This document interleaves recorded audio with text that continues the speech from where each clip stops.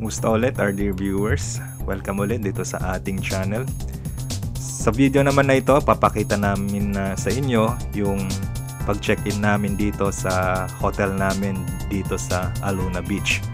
So nag-book kami for 2 nights dito sa Hayahay at Genesis.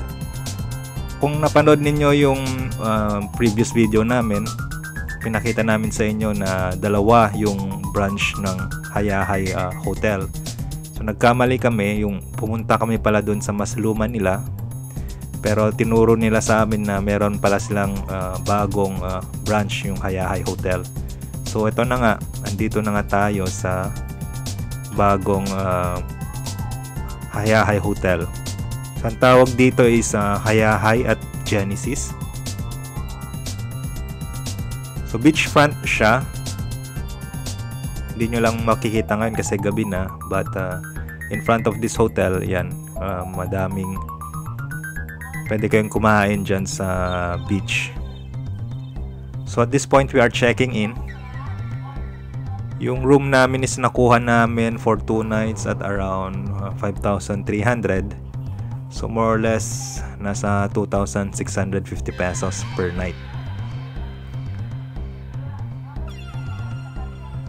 So sa check-in lang, may pina-fill up lang sa amin na information.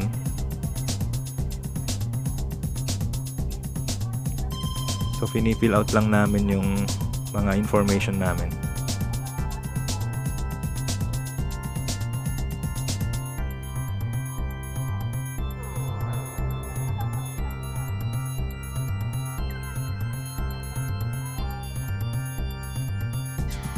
So ito ay na-explain ni ate na madami nga din silang mga bisita na lilito.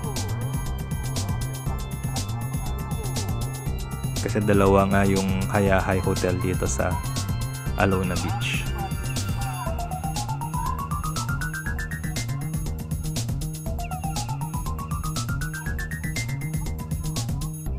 So yung booking namin is via booking.com.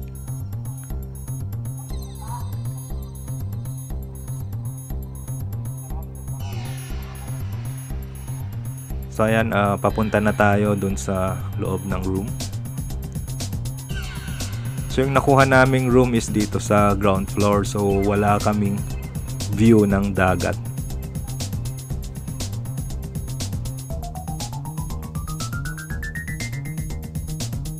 So ganito yung itsura ng mga rooms nila. So ito yung room namin, room number 6. Ayan, kung makikita ninyo, parang meron siyang balcony na pwede nyong pagsampayan ng mga basang damit ninyo, and pwede ring tumambay.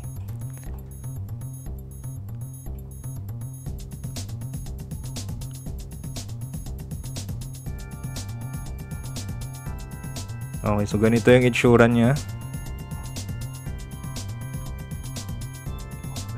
So yung nakuha namin is double bed. So makikita ninyo merong yan. May complimentary na 2 tubig.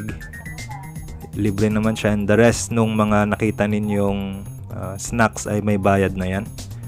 Pati dyan sa loob ng bar, yung mga beer, may bayad din yan. And meron ding safe na pwedeng paglagyan ng mga gamit. And ganyan yung TV, may TV naman siya.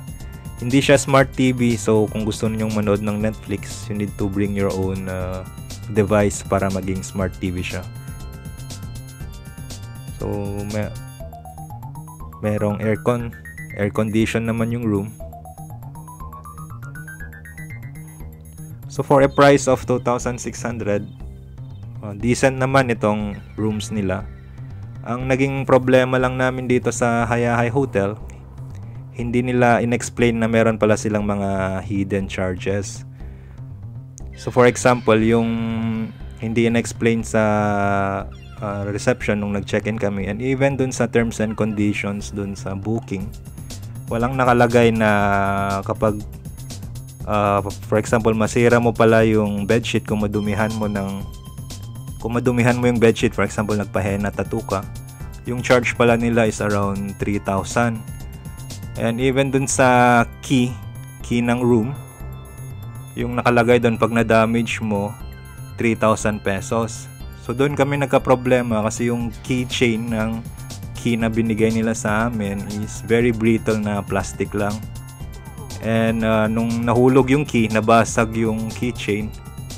So nung nag-checkout kami, chinarge nila kami ng 1,000 pesos. Of course, dinispute namin yung charge nila na yun na 1,000 pesos kasi nga wala naman yun dun sa terms and conditions ng booking. And even nung nag-check-in kami, wala silang in-explain sa amin na meron silang mga hidden charges for damages dun sa key. So, ang ending, hindi namin binayaran yung 1,000 pesos na sinisingil nila. Binigyan na lang namin sila ng 100 pesos. So, kung mag-check-in kayo dito sa Hayahay Hotel, mag-ingat lang kayo kasi lahat ng parang trap yung ano nila. Hindi nila ina-explain ng maayos yung mga charges nila na damages. So, kung nagkamali kayo, for example, kung nasira ninyo yung remote control, mga 3,000 pesos din yan. Kung masira ninyo yung TV, 16,000 pesos yung charge nila dyan. And even yung mga upuan dyan sa balcony, pag masira mo din yung mga yan, may mga charges din yan.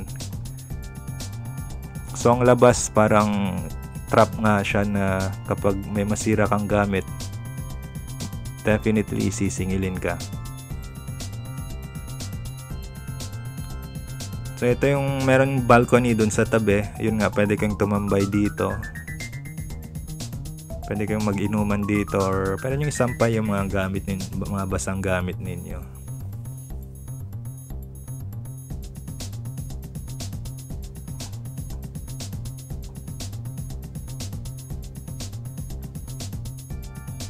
Ayan, medyo tricky nga lang yung pintuan. Minsan na-stuck yung ano niya, yung lock.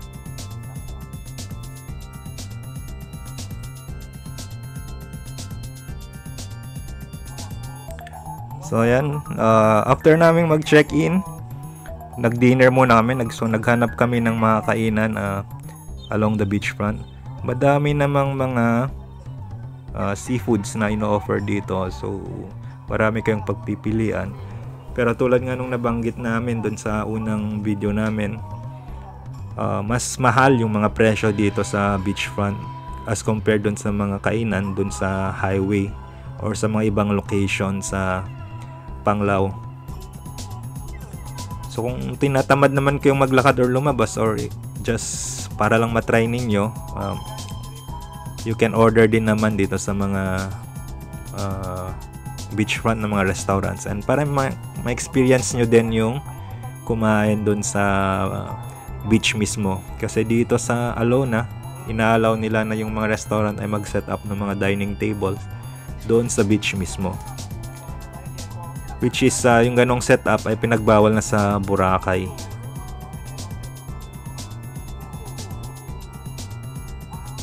So ito, may napili na kaming kakainan dito sa Jazz Bar and Restaurant.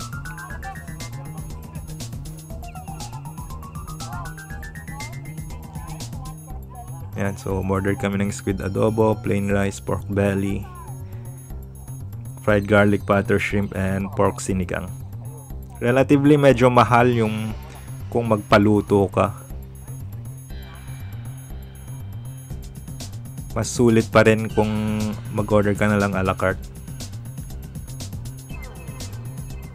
So ganito yung setup ng mga dining tables dito sa beach. And ayan na nga, dumating na yung order namin. So ganyan kalaki yung servings nila.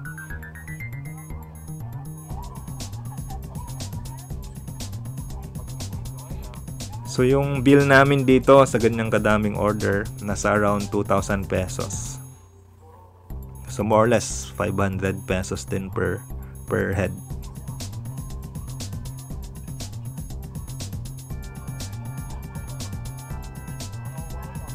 Ayan, so yan yung wife ko and her best friend. So may mga mga singers din na kumakanta dito. So chillax lang yung vibes dito sa Alona Beach paggabi. Although may mga areas naman na madaming mga fire dance. So makikita nyo later sa video na ito na may mga nagpa-fire dance din. Sumasayaw sila ito. So ito, mga nagpa-fire dance sila for a tip.